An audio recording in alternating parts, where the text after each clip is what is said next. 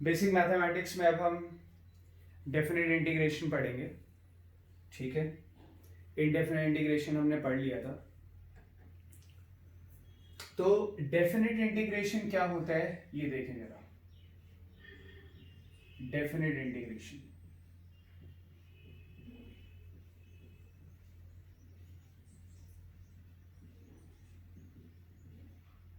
तो देखो, मैंने तुम्हें पहले भी बताया था, इंटीग्रेशन जो होता है, integration is a process of summation. Integration दरअसल ऐड करने का प्रोसेस है। कंटिन्यूस क्वांटिटीज को ऐड करने का जो प्रोसेस होता है उसी को हम लोग इंटीग्रेशन बोलते हैं। ठीक है, कंटिन्यूस क्वांटिटीज को। अभी और तुम्हें मतलब समझ आएगा। तो डेफिनेट इंटीग्रेशन का मीनिंग जानने से पहले हम फॉर्मूले पे ध्यान दें। मीनिंग तो ठीक है, हम सीख लेंगे अभी, पर हम फॉर्मूले पे ध्यान दें, आखिर होता क्या है। जैसे सपोज करो integration of F x D x, integration of F x D x, इसमें लिमिट्स बताई जाती, जैसे x यहाँ a लिखा है, यहाँ b लिखा है, यहाँ a लिखा है, यहाँ b लिखा है, यानी dx किसके रिस्पेक्ट में इंटीग्रेशन हो रहा है, x के रिस्पेक्ट में। ये जो लिखा है ना, ये बताता है integration, integration with respect to x, integration with respect to x, है ना। तो a to b f x D x है हमारे पास। dx का मतलब है कि integration with respect to x हम कर रहे हैं, और fx जो है वो एक x का फंक्शन है। तो अगर मान लें fx का इंटीग्रेशन कैपिटल fx है, अगर fx का इंटीग्रेशन कैपिटल fx है, ठीक है, तो हम इस तरह से लिखेंगे अब a टू b। अब जो इनडेफिनिट इंटीग्रेशन का आर्बिट्रेरी कांस्टेंट है, जो इनडेफिनिट इंटीग्रेशन का आर्बिट्रेरी कांस्टेंट है, वो हम अप्लाई नहीं करेंगे। ठीक है, मैं तुम्हें फिर रिमाइंड करा दूं, मैं यहाँ पे तुम्हें अभी डेफिनेट इंटीग्रेशन में फॉर्मूला कैसे लगाते हैं ये बता रहा हूं। डेफिनेट इंटीग्रेशन का मीनिंग क्या है ये हम अभी बाद में देखेंगे, या तो इस वीडियो लेक्चर के आखिरी में या फिर नेक्स्ट वीडियो लेक्चर में। क्लियर है ये? तो जैसे अब इसको कैसे अप्लाई करें हम देखें जरा। सपोज करो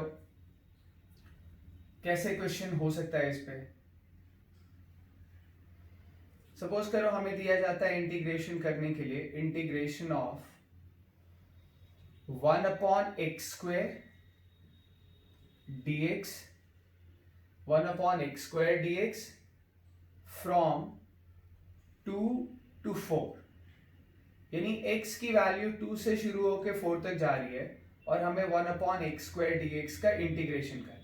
ठीक है, तो 1/x², x जा रहा है 2 से 4 तक, x² को हम लिखेंगे x rays power -2 into dx, x rays power -2 into dx।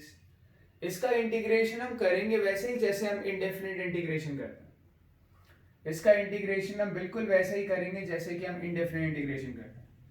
x की पावर कितनी है, -2, तो ये इंटीग्रेशन हो जाएगा, x की पावर -2 है तो पावर में 1 ऐड करेंगे, पावर में 1 ऐड करेंगे, 2 to 4, सॉरी, जब इंटीग्रेशन कर लेंगे फिर इंटीग्रेशन का साइन खत्म हो जाएगा, पावर में 1 ऐड करेंगे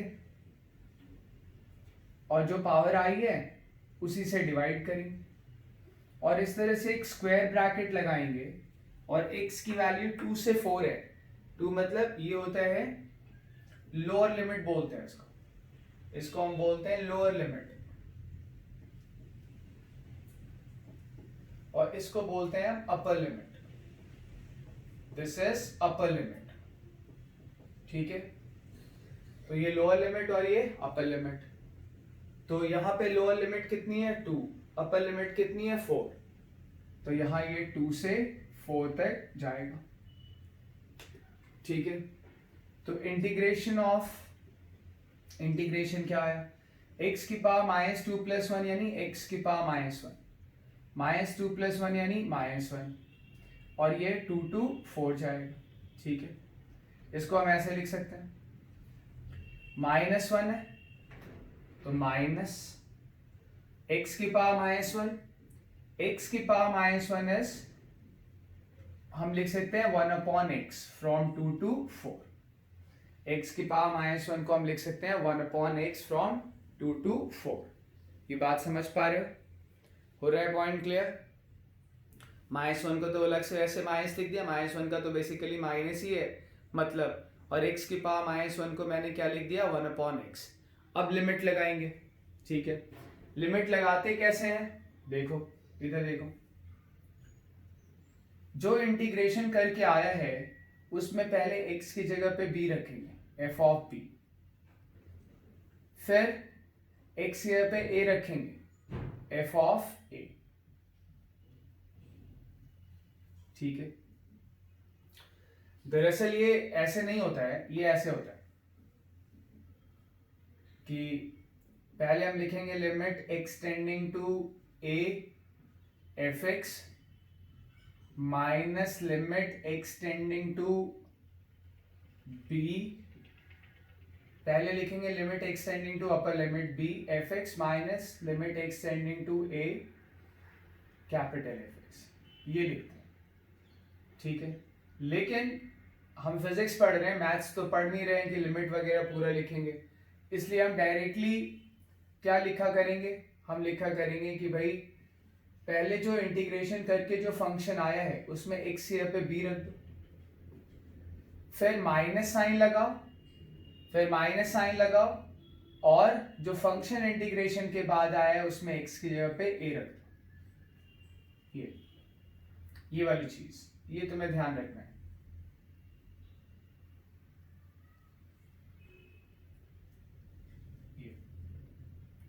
ठीक है, तो इंटीग्रेशन करके हमारे पास फंक्शन क्या आया -1/x, लोअर लिमिट कितनी है 2, अपर लिमिट कितनी है 4, चाहो तो माइनस साइन बाहर ले लो, माइनस साइन बाहर लिया तो क्या आया 1/x 2 to 4।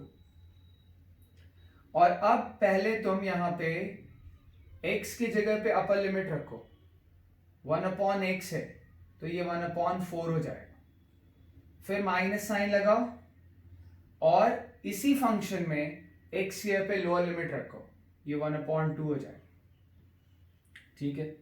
तो जो इंटीग्रेशन आएगा हमारे पास, जो इंटीग्रेशन आ रहा है हमारे पास i इज इक्वल टू क्या आएगा, बाहर क्या है माइनस 1/4 माइनस 1/2, 1/4 माइनस 1/2 तो तुम कर ही लोगे, एलसीएम कितना हो जाएगा 4, 1 माइनस 2, तो इंटीग्रेशन कितना आया माइनस, ये वाली चीज कितनी आएगी -1/4, यानी इंटीग्रेशन की वैल्यू कितनी आ गई 1/4, इंटीग्रेशन की वैल्यू आ गई 1/4, ठीक है। तो ये है डेफिनेट इंटीग्रेशन, इसमें एक डेफिनेट वैल्यू आती है, इसलिए हम इसको क्या कहते हैं डेफिनेट इंटीग्रेशन। उसमें एक आर्बिट्रेरी कांस्टेंट आता था, आर्बिट्रेरी कांस्टेंट की वैल्यू कुछ भी हो सकती थी, ठीक है, पर यहाँ पे आर्बिट्रेरी कांस्टेंट नहीं आएगा, यहाँ पे एक डेफिनेट वैल्यू आएगी, इसलिए हम इसको क्या कहते हैं डेफिनेट इंटीग्रेशन, ठीक है। तो बेसिकली है क्या, जरा मैं तुम्हें एक बार फिर से एक्सप्लेन करूं, ये वाली चीज जरा मैं तुम्हें इसी वीडियो लेक्चर में एक बार फिर से बताऊं, देखो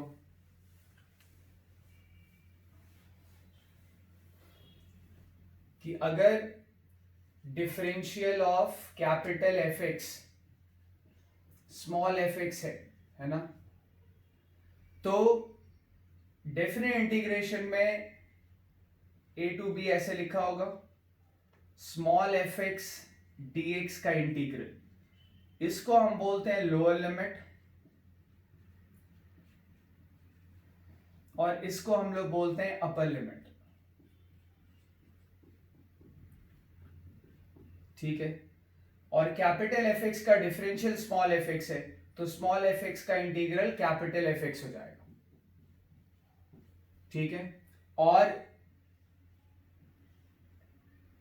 जो x की लोअर वैल्यू है वो a है और अपर लिमिट जो है वो b है, इसका मतलब होता है limit x tending to b capital F x minus limit x tending to A capital F x. आ रही बात समझ में? हो रहा है पॉइंट क्लियर? तो ये क्या आएगा, इसका बेसिकली मतलब अभी पूरी लिमिट तो हमने पढ़ा नहीं है, तो इसको अभी के लिए तुम मान लो कि ये होगा capital F of b minus capital F of a. Physics से इतने में हमारा काम हो जाएगा। मैथ्स में 12th में कभी कभी हमें ये लिमिट निकालनी पड़ेगी। तो अभी फिलहाल जो हमारे काम के लिए है वो ये फॉर्मूला है, A to B F x D x, a to b fx dx is equal to capital f of b minus f of a। आ रही बात समझ में? मतलब इसको ऐसे लिखेंगे, इसका integration capital F x, lower limit a upper limit b, इसमें हम पहले x की जगह पे b रखेंगे फंक्शन में, माइनस साइन लगाएंगे, फिर x की जगह पे a रखेंगे। तो ये वाली चीज मैंने तुम्हें एक बार फिर से बता दी। ये है डेफिनेट इंटीग्रेशन। इसमें कोई आर्बिट्रेरी कांस्टेंट नहीं आएगा, इसकी एक डेफिनेट वैल्यू आएगी। क्लियर है? और एक एग्जांपल हम देख लें डेफिनेट इंटीग्रेशन का। देखें जरा, इंटीग्रेशन तो वैसे ही होता है जैसे कि इंटीग्रेशन बिल्कुल वैसे ही होगा जैसे कि हमने इंडेफिनिट में पढ़ा था, बस यहाँ पे आर्बिट्रेरी कांस्टेंट नहीं आएगा। सपोज करो मुझे इंटीग्रेशन निकालना है cos x dx का, और लोअर लिमिट है 0 और अपर लिमिट है π/2, I is equal to 0 to π/2 cos x dx। ठीक है, अब देखो cos x का इंटीग्रेशन क्या होता है? cos x का इंटीग्रेशन होता है cos x का इंटीग्रेशन होता है sin x, sin x का डिफरेंशियल cos x का integral sin x। Lower limit 0 upper limit π/2। ठीक है, क्या आ जाएगा? ये आ जाएगा, पहले हम साइन फंक्शन है, साइन x है, ये साइन फंक्शन है, पहले हम साइन फंक्शन में x की जगह पे अपर लिमिट रखेंगे यानी π/2, फिर माइनस साइन लगाएंगे और x की जगह पे लोअर लिमिट रखेंगे। क्या है लोअर लिमिट? 0। आई बात समझ में?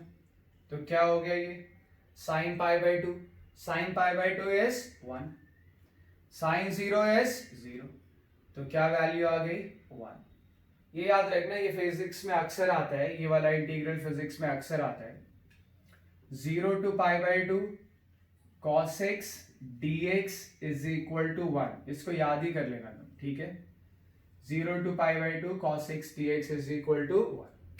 ठीक, और हम एग्जांपल्स करें कि भाई आखिर वैल्यू रखते कैसे हैं। मेन यही है कि जो इंडेफिनिट इंटीग्रेशन किया है ना तुमने, उसमें तुम्हें बस क्या करना है? वैल्यू रखना है। हालांकि डेफिनेट इंटीग्रेशन की प्रॉपर्टीज होती हैं, और डेफिनेट इंटीग्रेशन की जो प्रॉपर्टीज होती हैं वो 12th में होता है। ठीक है, तो यहाँ पे मैं तुम्हें एक आध प्रॉपर्टी बताऊंगा, सारी प्रॉपर्टीज नहीं बताऊंगा, उनका मैथ्स में यूज है, फिजिक्स में उनका कोई ज्यादा यूज नहीं है। ठीक है, तो याद रखना 0 to π/2 cos x dx क्या आ जाता है? 1। वैसे ही अब हम करें जरा 0 to π/2 sin x dx, 0 to π/2 sin x dx करें इसको। तो पहले तो जैसे इंडेफिनिट इंटीग्रेशन करते हो वैसे करो। sin x का इंडेफिनिट इंटीग्रेशन क्या होगा? sin x का इंडेफिनिट इंटीग्रेशन होगा माइनस cos x, है ना?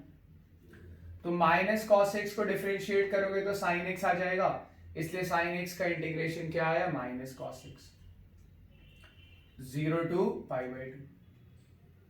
ठीक है, समझ पा रहे हो बात को? देखो माइनस बाहर ले लिया, cos x 0 to π/2। पहले हम cos फंक्शन आया हमारे पास, तो पहले हम cos फंक्शन में x की पे अपर लिमिट रखेंगे, cos फंक्शन में x की पे अपर लिमिट रखेंगे, और अपर लिमिट क्या है? x कितना है? π/2, यानी x की पे क्या रखेंगे? π/2।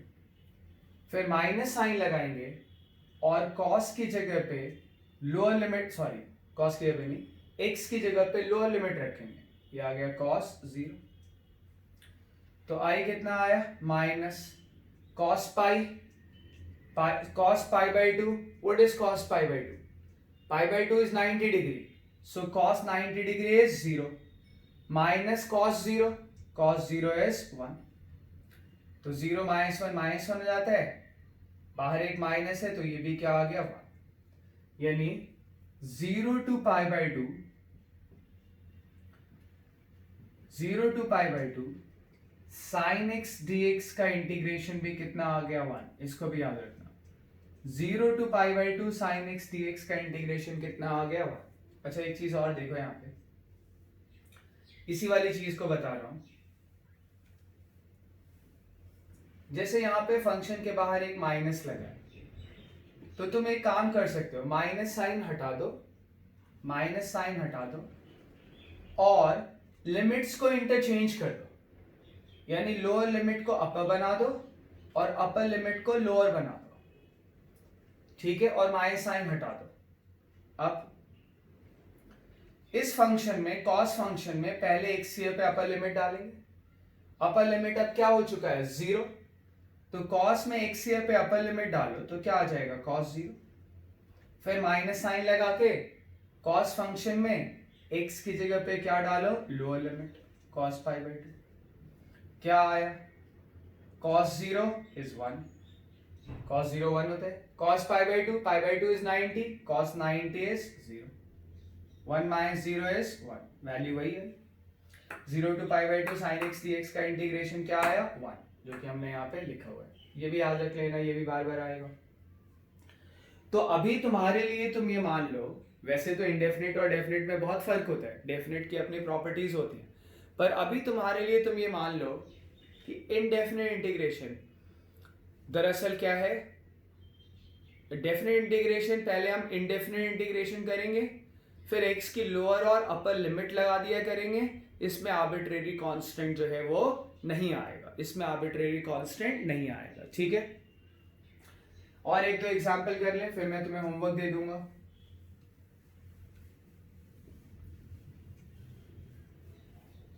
देखें जरा.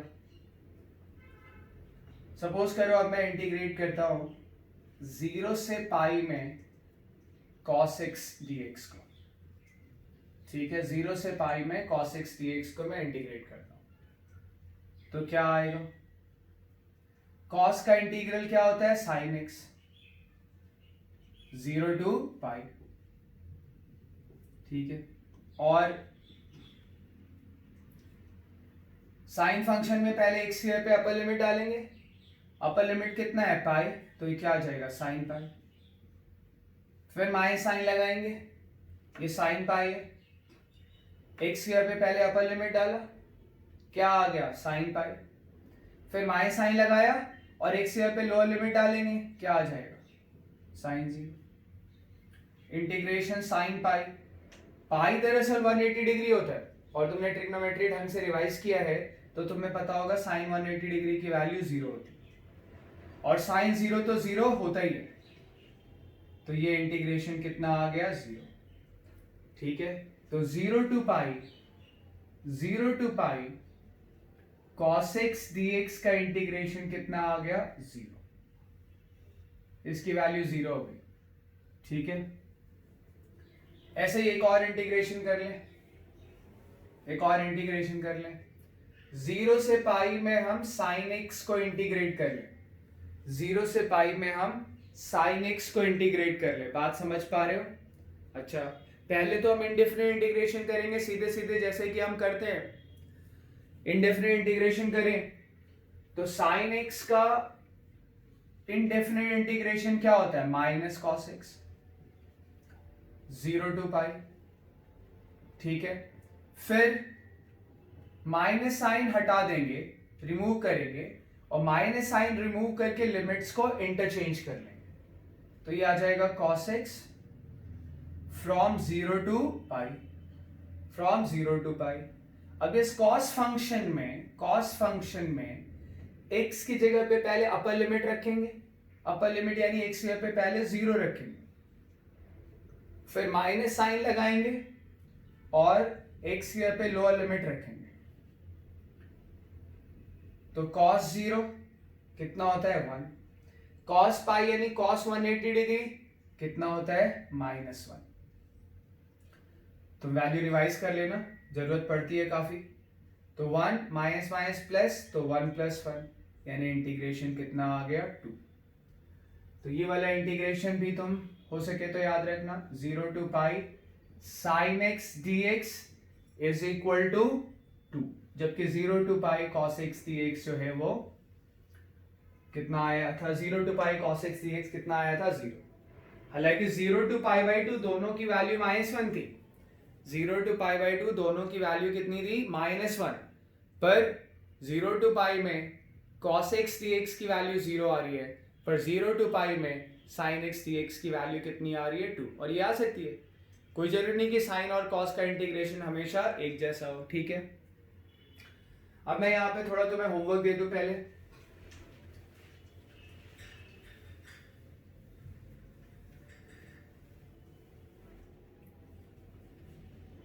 होमवर्क का first question, integration of 1 to 2 x² + 1 dx, ठीक है। Second question, integration of 2 to 4 1 - x + x³ dx, ठीक है।